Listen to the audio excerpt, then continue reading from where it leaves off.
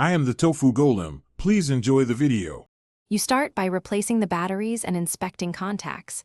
This immediately rules out power issues.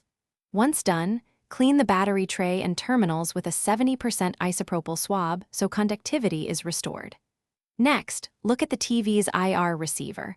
Bright light or objects can block signals, so make sure there's a clear line of sight.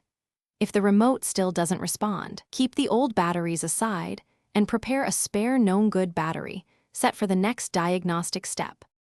You now move into pairing and active diagnostics to find the root cause. First, attempt a repair. Press and hold return plus play /pause for 3 to 5 seconds on many Samsung remotes. This forces Bluetooth pairing mode. If you have an IR remote, test it with a smartphone camera. Press any button and watch for the LED to blink on camera.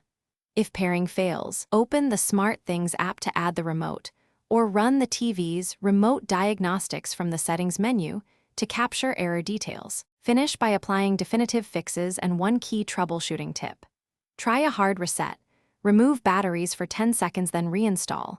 If that fails, test a known good remote or replace the unit if the LED never lights with fresh cells.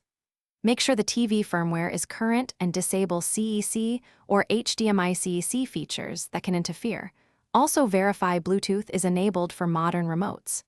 If you still have problems, contact Samsung support with model and symptom details and mention the diagnostics you ran to speed resolution.